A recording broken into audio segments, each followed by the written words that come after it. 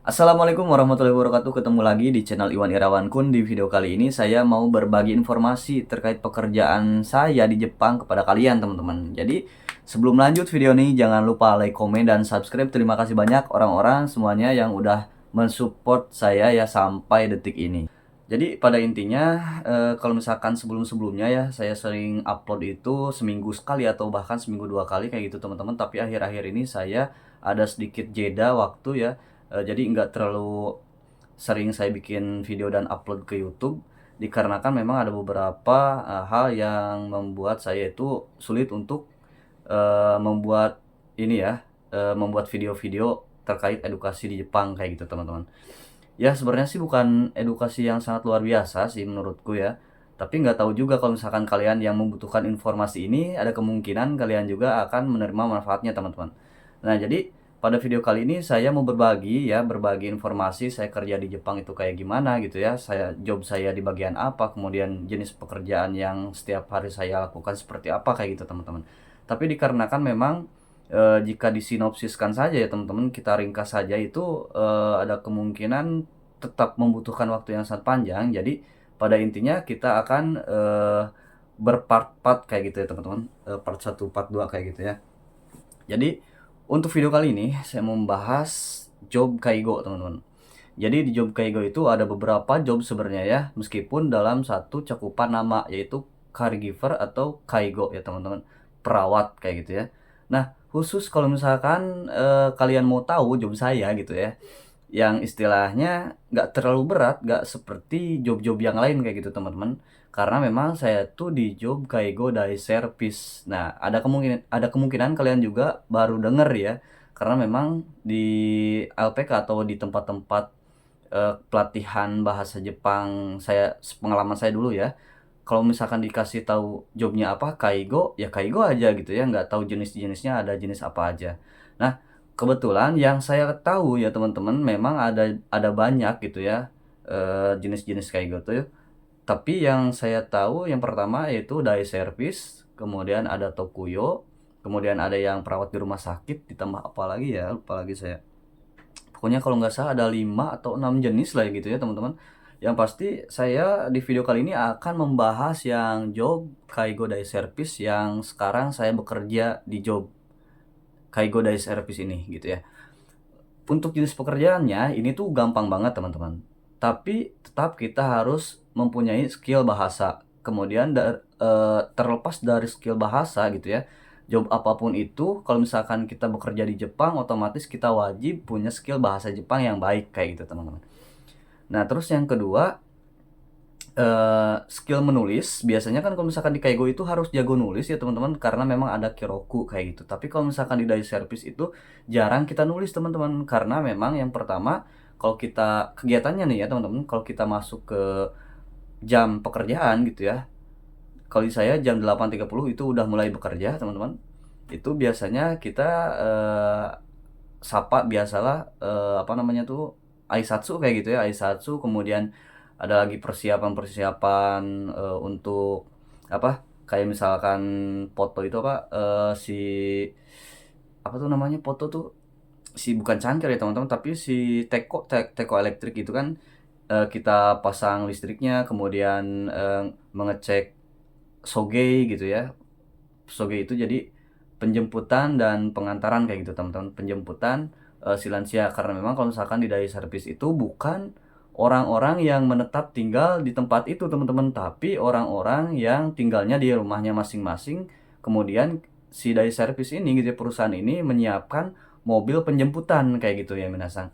Jadi, setelah meng-cross check gitu ya, biar nggak ada kesalahan atau apa, misinformasi atau apa, itu langsung kita lanjut ke beres-beres di ruangan kayak gitu teman-teman. Beres-beres di ruangannya itu ya enteng-enteng aja, kayak misalkan, cucian gitu ya, cucian apa, kayak misalkan fuking kayak gitu kan. Itu kita apa bahasanya tuh, dilipat kemudian diberesin kayak gitu. Selain dari itu kita mempersiapkan juga di ofuro. Di ofuro itu kayak misalkan kalau di musim dingin ya, itu kan ada dambo teman-teman, itu kita siapkan dambo, kemudian doraya. Setelah itu, setelah beres lah pokoknya ya dari si persiapan di daerah Datsui Shitsu sama di ofuro kayak gitu teman-teman. itu kita langsung lanjut ke kitchen gitu ya. Nah, di kitchen ini kita biasanya menyiapkan nasi, kemudian ada kopu untuk ugai. Ugai itu kayak berkumur, teman-teman. Kita siapin kopunya ya, si gelas dari plastiknya itu siapin di tempat semengdai, teman-teman, semenjo gitu ya. Atau apa namanya tuh bahasa Indonesianya, wastafel kayak gitu, teman. Jadi ada wastafel khusus untuk cuci tangan dan ugai gitu, teman-teman. Karena memang di Jepang tuh kalau pagi-pagi ya, khususnya di dai service itu udah pasti harus ugai, teman-teman. Terutama kalau misalkan ada norovirus dan lain-lain gitu ya, penyakit kalau misalkan terjangkit penyakit itu udah pasti diwajibkan semuanya harus ugai kayak gitu, ditambah obat.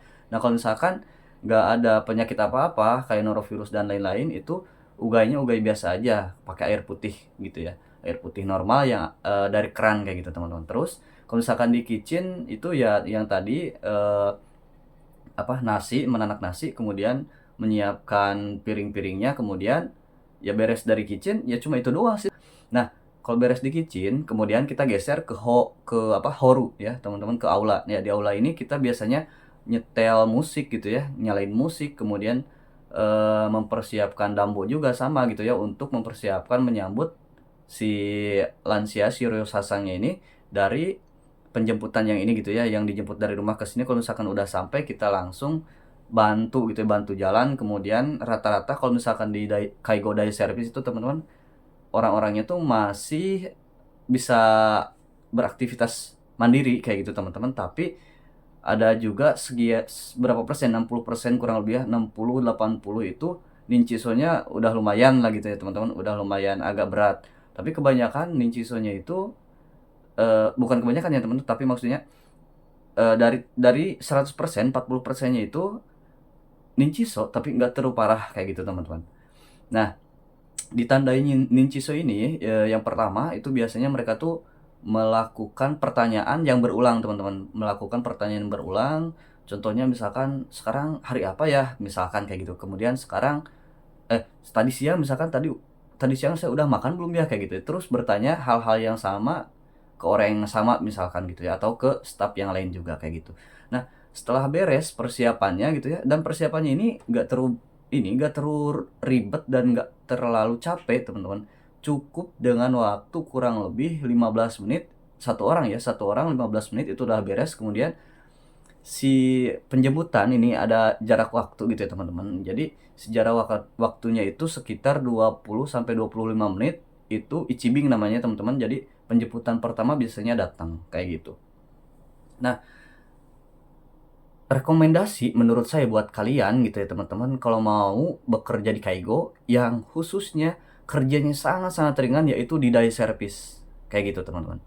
Jadi kalau misalkan kalian bekerja di Rojing Home dan lain-lain gitu ya, meskipun saya nggak tahu, tapi saya sering sharing gitu ya sama teman-teman yang jobnya sama, namanya caregiver, tapi berbeda jenisnya gitu, teman-teman. Namanya sama tapi berbeda jenis kayak gitu.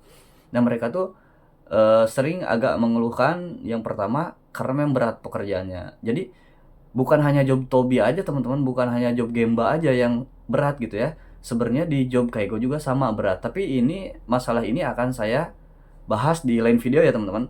Nah, sebelum lanjut, terima kasih banyak teman-teman yang udah ini support video saya, support channel saya gitu ya, teman-teman, yang udah like, komen, dan kemudian subscribe terutama lagi ya.